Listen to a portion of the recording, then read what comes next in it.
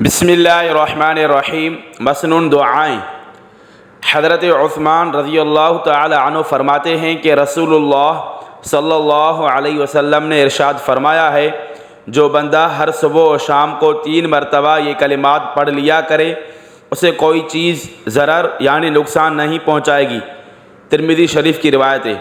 ابو داؤد شریف کی روایت میں ہے کہ صبح کو پڑھ لینے سے شام تک اور شام کو پڑھ لینے سے صبح تک اسے کوئی ناگہانی بلا نہیں پہنچے گی، اور یہ مشکات شریف کی روایت ہے۔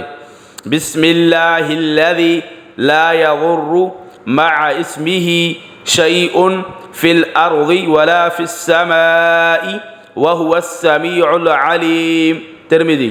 اس اللہ کے نام کے ساتھ جس کے نام کے ساتھ کوئی چیز ضرر نہیں پہنچاتی، نہ زمین میں اور نہ آسمان میں، اور وہ سب کچھ سننے اور جاننے والا ہے۔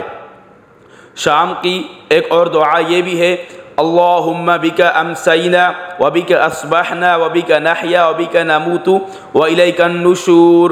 ابو داؤد کی روایت ہے۔ اے اللہ، ہم نے تیری ہی مدد سے شام کی اور تیری ہی مدد سے صبح کی، اور تیری ہی مرضی سے ہم زندہ ہیں اور تیری ہی مرضی سے ہم مریں گے، اور تیرے ہی پاس قیامت کے دن اٹھ کر جانا ہے۔ نمبر 2 دعا، امسینا وامسی الملک للہ رب العالمین، اللہم انی اسألک خیر هذه اللیلہ فتحها ونصرها ونورها وبرکتها وہداها واعوذ بک من شر ما فیها وشر ما بعدها۔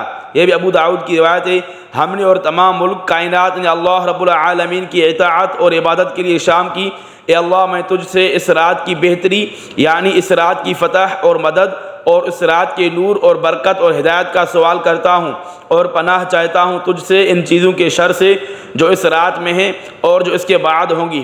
مغرب کی اذان ہو تو یہ دعا پڑھیں، اللہم ھذا اقبال لیلک وادبار نہارک واصوات دعاتک فاغفر لی۔ مشکات شریف کی روایت ہے، اے اللہ، یہ تیری رات کے آنے اور دن کے جانے اور تیرے مؤذنوں کی اذانوں کے وقت ہے، پس تو مجھے بخش دے۔